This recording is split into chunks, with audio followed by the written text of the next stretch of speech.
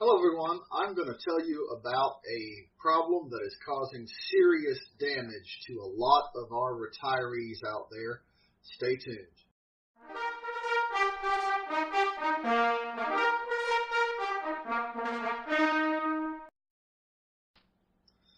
Hello everyone, it's DJ. Welcome to another edition of the RC Retirement YouTube channel, or for those of you out there in podcast land, to the podcast. Sorry, I do very often record these simultaneously, so it ends up being the same audio file. But anyway, I mentioned that I was going to talk about a problem that is impacting our retired service members in a negative way. In my region, we have started collecting information about this, about cases of this nature. We've even given it a name. We've decided that since this is probably just a small fraction of the number of people out there with this problem, we've started to call it Operation ICEBERG. So let me tell you what this is. We are talking about retired service members, particularly those who have been medically retired, but it could be those who have smaller amounts of military retirement on the reserve component side, but it's particularly those with medical retirements. These people often end up with VA compensation as well, of course, that's to be expected, but it very often takes a long time for the Veterans Administration and Defense Finance pay systems to sync with each other, and for the VA/military offsets to begin to happen. I've talked about those in previous episodes. I won't go into that now.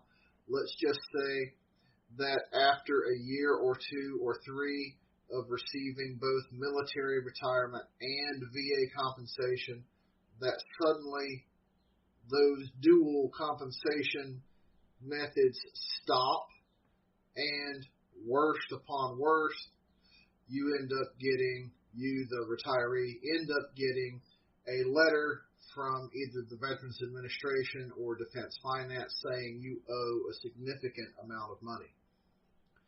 In one case, I have an individual who owes over $60,000 as a result of this offset taking so long to start to occur. I've mentioned that in previous episodes as well, but today I want to actually show you one of these individuals. This is a smaller individual, smaller case as far as money, so you could say he's a lucky one, but it'll give you a good idea of what's happening, and I'm also going to give you a possible recourse. It's not a magic bullet by far. And I have to say up front, I'm not a finance person. I have discussed this problem with finance experts and received their advice, but I am not by far the expert here. And if you ask me questions about it, please give me some time, because I will then be turning around and asking the experts I know. So as much as I want to help, it will take me a little more time than usual, because I have to ask people myself. So, with that in mind, let me show you what's going on with this individual, and hopefully everyone can learn from this particular case. Alright, so this is the header for the letter that this particular specialist, for those of you who are not Army, that's pay grade of an E4. I blocked out the name, but let's just call him, we'll make up something interesting. Well, I can't think of anything interesting, we'll just say Miller for now. So Specialist Miller has received this letter, and it says that, Dear Specialist Miller, blah, blah, blah. In his particular case, his VA rating has gone up, and it is now higher than the amount he was receiving from the military. This actually happened a few months before the letter. In fact, if you notice, the letter was dated April 2nd, and the effective date of the increase was February 1st. So it took a little while for Defense Finance to even begin to notify Specialist Miller of this problem. But then later on it says, because we were notified after this change was made, you have been overpaid. A debt has been applied to your account for this overpayment. And then it shows a worksheet or mentions a worksheet enclosed that results in a total debt of $2,974.36 for the previous calendar year. Now let's move on to the next part of the letter. And it's essentially saying that there is no pay from Defense Finance, so DFAS cannot collect this overpayment. And they're saying that the VA should have done something but didn't. And somehow or another, this debt has to be resolved. Now we move on to page 2, and it shows those calculations that were mentioned before.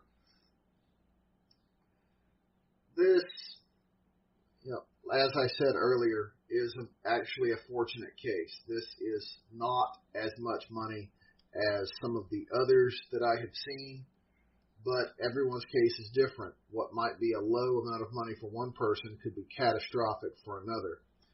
For Specialist Miller, this is quite a hardship. I communicated with him just before I made this video, and this is a substantial hardship for him. He would have great difficulty paying this back right now. So the recourse that I have is one that he is going to take. So after consultation with some finance gurus, their suggestions were to go for a waiver / remission of indebtedness application. Now, this is a Department of Defense form, specifically DD Form 2789. It is a 2-page form. I'm going to run through it very quickly. The reason I'm going through this one rather than another one that was shown to me is this is the Department of Defense version. The other was the Department of the Army version. This one is more applicable to the wider audience of this channel, of this podcast, and therefore the better thing to show you overall. So anyway, we see the title. I'm not going to worry about all of the Privacy Act and other legalese there. We'll move on to the next bit. And that part is fairly simple. It's just some demographic information. Are you applying for a waiver or remission? And in this case, since Specialist Miller is a retiree, he is applying for a waiver. That is the first one. When you look at the authority for granting waiver, it mentions that it applies to active or retired military. And he is National Guard in his case. And then blocks 1 through 6 are just demographic information. A little bit of trivia, if you did not know, in block 6 here, EOE is, and I just had a brain cramp right for a moment. End of enlistment, it's right there. Thank you. Sometimes even I have a brain cramp. And of course, date of retirement down at the bottom for DOR. We get used to acronyms being one thing and it throws us when it's another. That's just the way of things. Alright, so moving on. More demographic information. We won't worry about 7 through 9. Block 10 is where things start getting serious. Type of debt. Block 11, amount of debt. Block 12, date and how you first became aware. Pretty simple stuff.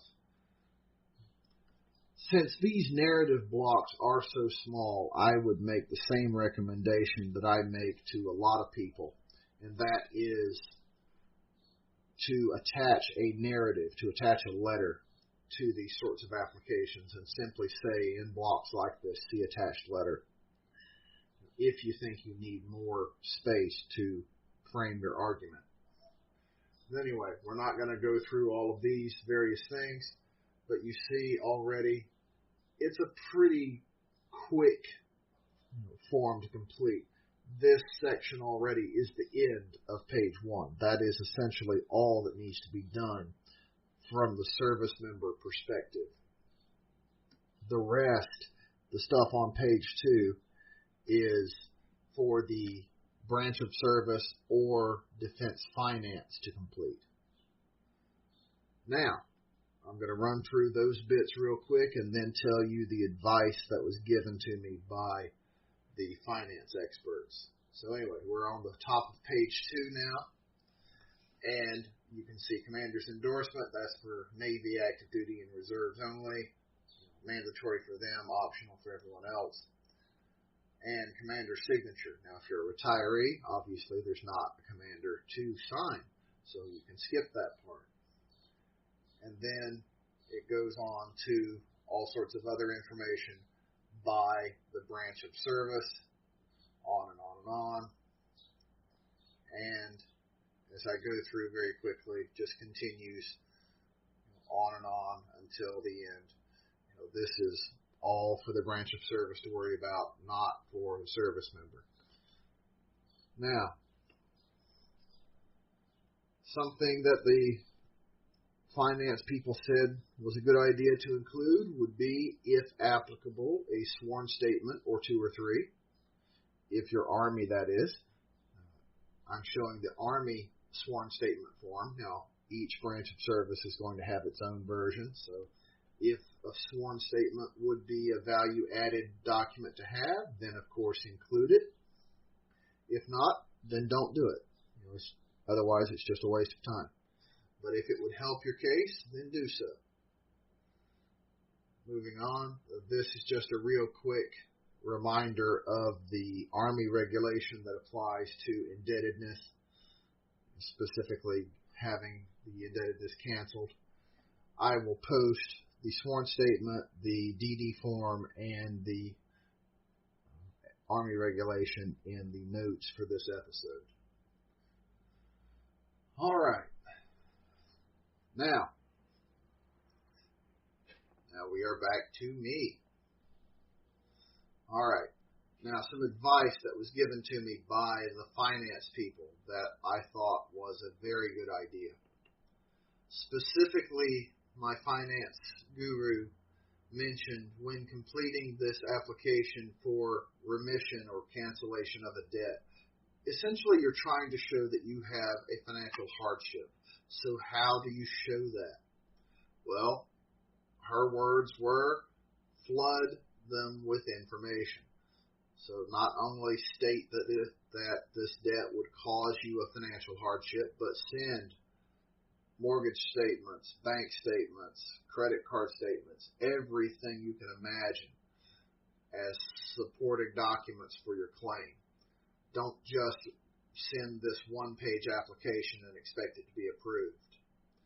Now, the other bit of advice that was given to me was these applications for cancellation or remission of a debt can take anywhere from 6 months to 2 years to go through. And there's not a guarantee that they'll be approved.